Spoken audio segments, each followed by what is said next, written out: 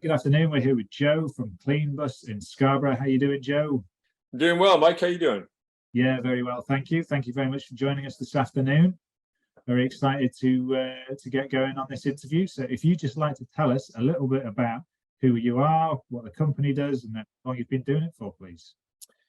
First, thank you very much for having me. Appreciate it. My name is Joe Tighe. I'm the CEO and co-founder of CleanBus.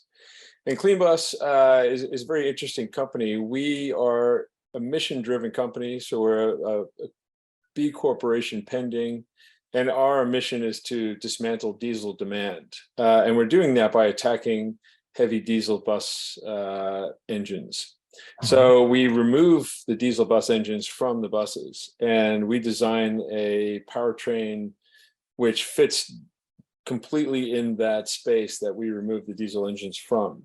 So we strip out the diesel engine, we model the entire bus, and then we manufacture a purpose-built drivetrain for that vehicle. Brilliant, big mission there, and It is. and it sounds like a very, very worthy one. How long have you been doing that for? We've been doing it for about 2 years. And the more we do it, the more compelling it becomes. As the technology is moving so quickly, it's all coming our way. I bet. So, last couple of years, did you start it in the pandemic then? Is that so we started or just before it, or? Yeah, we started in the pandemic. Because of the nature of the team, we had a handful of engineers working in a 9,000 square foot facility. So we didn't have too many problems with people on top of each other. There was no real issues. So we didn't have very much, to be honest, to deal with regard to the pandemic or COVID. Okay, great. So there was nothing in terms of adjustments or anything like that. You could continue to work and get on with what you were originally planning to do, yeah? Yeah, and thankfully we didn't have any people who were compromised from an immunity perspective. So I'm by far the oldest in the group, so everybody else is pretty young. So well, that's not entirely true. Our chairman's actually older than me, but we'll leave him out of it for now. So in terms of where you are now, you mentioned about things in the industry that you're in, the technology moving at a very, very fast rate. What does the future look like for you from what you can see, and what do you see as the main challenges going forward? Yeah, so there's increasing pressure socially, politically, environmentally to come away from fossil fuels entirely. So there's a great deal of money and support coming towards this industry. You're starting to see the adoptions pick up now. It's very early stage for the industry, so we're one of the we're driving the industry from a different perspective. We're much more technology agnostic, and which means we're much more solution oriented. We can choose the best technology in the market to move things forward faster. So that's one thing. The other thing is that technology, as I was just alluding to, is moving very quickly. So you really need to be adept to move with the times, and it's not just the motor technology, it's power electronics, battery technology, charging technology, infrastructure. So there's an enormous it's basically just a perfect storm of all of these things colliding at the same time. And so the transition away from fossil fuels is going to happen much faster than people think. The challenges are the supply chain is really going to get stretched quite badly because of that speed. So the adoption rate is going to continue to accelerate, and there just isn't enough lithium or lithium mining available. Thankfully, we know of a number of replacement technologies that are just coming to commercialization now, and that's hopefully going to have a real damper effect on that supply chain issue. And beyond that, I would say from a challenge perspective, it comes down to resources, so human resources, being able to staff, get the right people in the right positions and move quickly. How many people have you got working with you? What's the sort of size of team that you're working with? So day-to-day working, we've got about 12 working with us. There's 7 or 8 here in the workshop, and then we've got a number of people who work remotely both in the engineering team and some of our admin people and executives work remotely. So there's no need for our FD to be here, but he is online all the time, Sure. constantly nipping at my heels. But yeah, that's another story. Yeah, good stuff. Thank you very much for that. So if we were kind of moving on to your self-sharing learnings now, in terms of being a business owner, what would you say is the biggest learning you have had to date, if there's one that you can pick out? Picking out one is hard, so I'll take something Share a couple generic. if you've got a couple. If it moves into two or three, that's fine.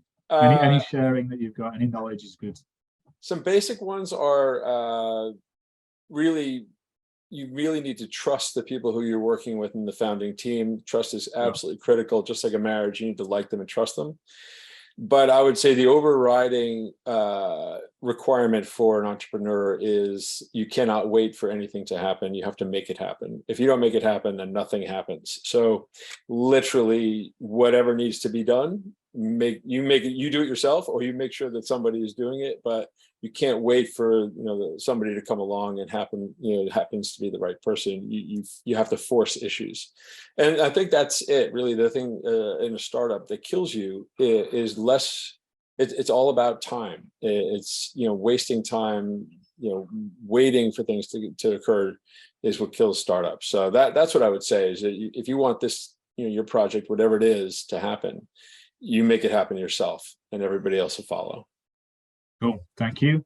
And if we were to advise, if you were to advise someone of a younger age, say at 18, if they were looking to start up in business, would that learning reflect the advice that you would give them? Is there any sort of additional advice that you may be able to give someone who's looking to start out in business at a young age?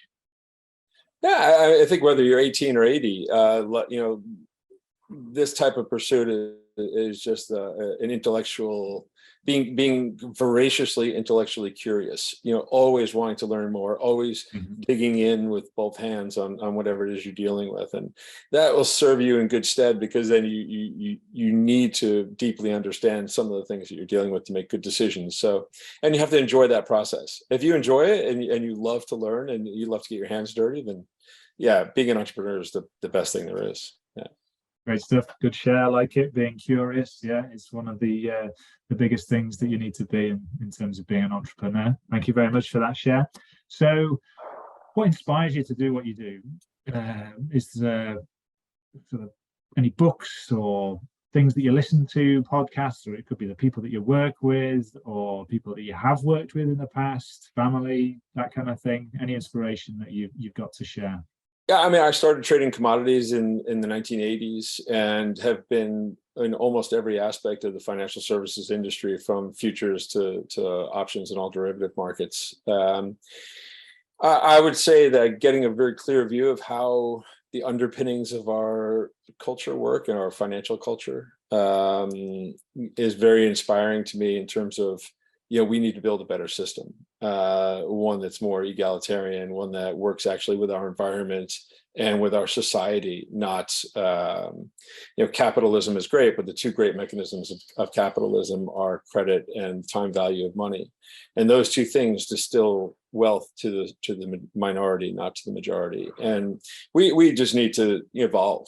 And, people, most of my capitalist and financial friends would shoot me for saying that, but that's the reality, and that's what drives me. We need to work together with our ecosystem, our environment, and our society.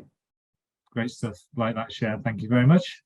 And then lastly, in terms of any latest news around CleanBus that you'd like to share, feel free, or just directing it just maybe to the website to have a look and learn a bit more about what you're up to.